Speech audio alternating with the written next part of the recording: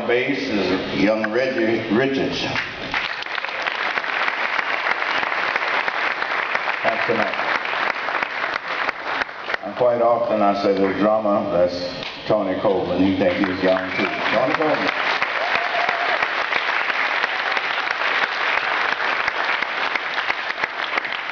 On the guitar, he makes me sweat many nights. Because he plays things I wish I could play. He's a great young man at heart.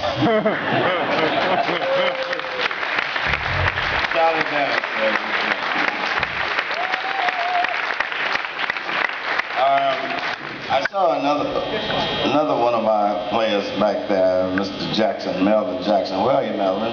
Here. You know?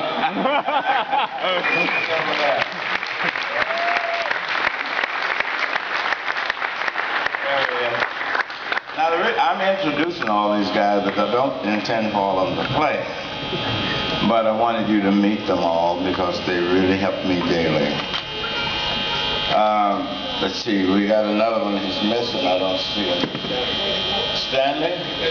Oh, this is the short one. The one I just introduced you is the tall one. That's me. This is the short one over here. Stanley Avenue. And I saved this one for last over here. He's our band leader. He's been with me for 29 years. I haven't been able to keep a lady that long. We're going to get started now in a moment. First, I'd like to say to you, we might throw in a couple of real tunes after a little while. Because we got so many. Yeah. You all came to see me, or did you think I was bringing somebody else in here? Grace Jones or somebody? You! They all came to see me? Yeah.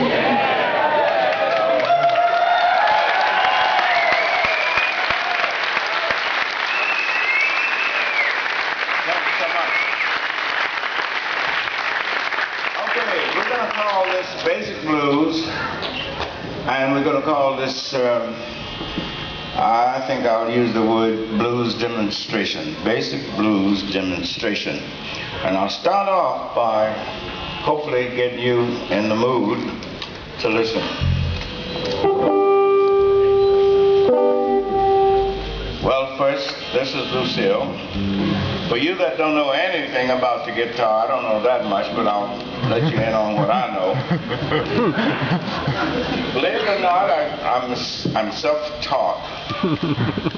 I've written several books, at least tried to, showing you how I learned. Where I lived at in the country, we didn't have stores out there at all that sold instruments. You'd be lucky if you could buy some cheese out in the country.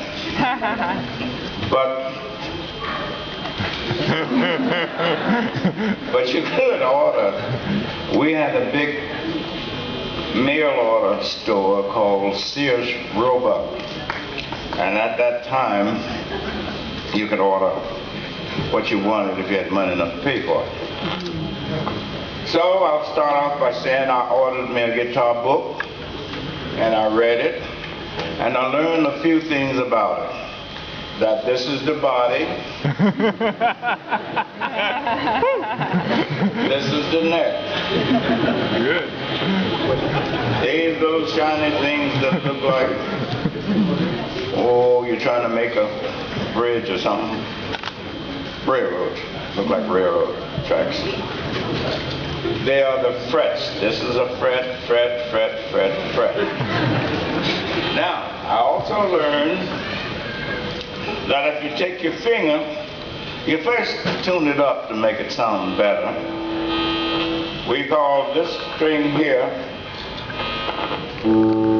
this one, the big one, we call that an E. The second one to it, we call that an A. And the third one down, we call it a D. And the fourth one down, we call a G, like George Benson.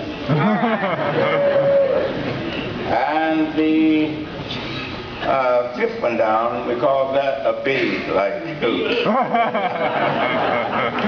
And the last one is another E. So you might say to yourself, why you got so many E's? Well, we got a big E and a little E. And the way you tune it without an instrument like that, or what Mr. Van Vliet is playing, you learn to take the big one like this, and whatever sound you hear, you try to make the next. Well, no, I got that wrong. Now you take that one for real, and when you get it where you want it, for example, like that, then you put your hand, you count 1, 2, 3, 4, 5. Put your finger on this one. When you put your finger on the big E, you make the next string to it sound just like it. Anybody listening? Yeah. So you know that's the A, because I said it first. The second one down was A. Then you put your finger on the next string, the A string, and when you hit the next one, it's the D. So they both sound alike, so you know they right. Then you put your finger on that same. Remember, you're still on the 5th fret. So you put your hand on the D string,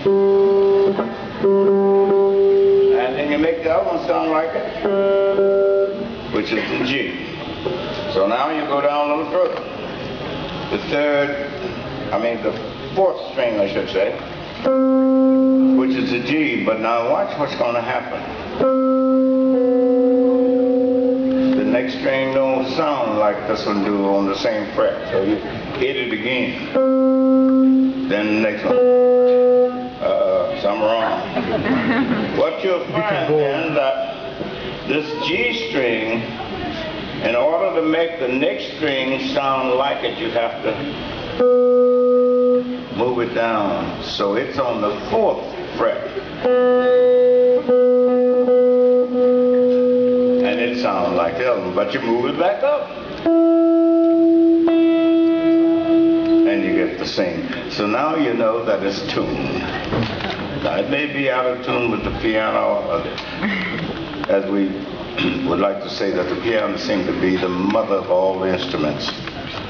To me, the piano is the whole orchestra by itself. It's a little warm, I understand. I tell you what I'm going to do. I'm going to, if it's okay with you, excuse me. If it's all right with you, I'm going to take my coat off. May I? Yes. I am not that hot, buddy. And I like to have fun for the adults. 83-year-olds are never that hot. Thank you, John. This is Mr. John Clark. He's the head of our security there. Give him a big hand. He don't holler and laugh. Make him laugh.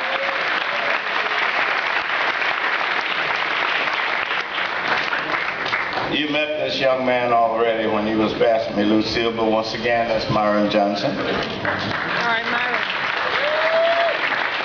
There's my boss over there. I've been calling, but anytime a man is busy as Mr. Claude Nobbs, he don't ever get his attention. But right now, we got him. Here he is. Mr. Claude Nobbs, ladies and gentlemen.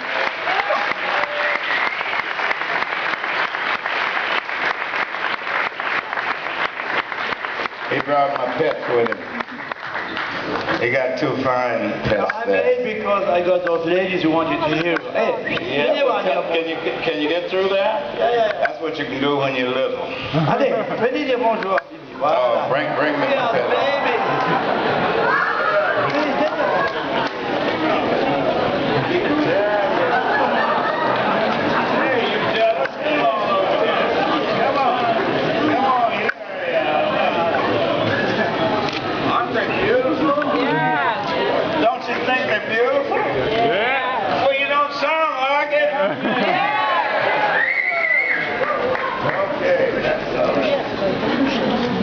Beautiful.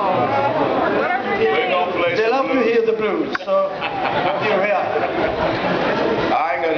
boy Claude tells me, he says sometimes whenever he's studying or he's busy, they turn the TV on and turn to the blues station. And they seem to smile when B.B. King is playing. All right, we're back to business now. Yeah. We got it tuned now. So since you've tuned it, we have these little, I don't know what we'll call them, but for today we'll call them a tuner. These are the little machines here that make sure that they're tight and stay in place to what you want them to be at first. So I'll call them the tuners today. These knobs here holds the strings in place. And me, I'm old-fashioned. I don't like to have the strings sticking way out. Look like a telegraph post or something. I like to have them very close in. To me, it looks neater. And when my hand goes up there, because now at my age, they're arthritic, so I have to look at my secretary's, both of them, face when I say words like that. I'm not sure. Arthritic? Arthritis, I'm trying to say I have it. And my fingers are not as flexible and fast as yours would be.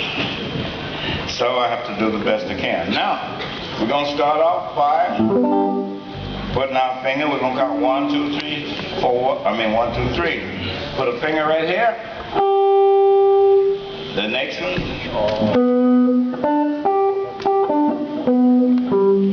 That could be a scale. But if you want to play a real scale, scales mean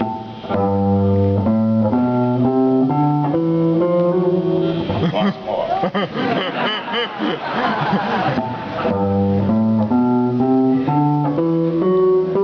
That's a scale, folks.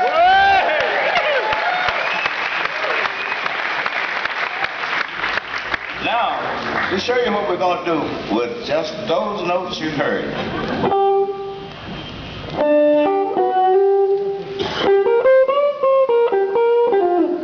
Well, I have to add just a little bit.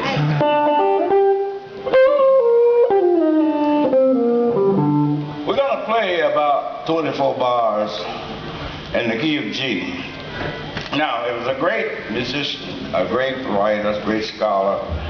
He came from Russia to the United States. His family brought him over when he was about 5 years old. His name was Joseph Schillinger. Joseph Schillinger. I think I learned more out of the book that he wrote than any other books I ever had, except the first book I got. The first book, I was trying to learn to read music, so it taught me how to do this.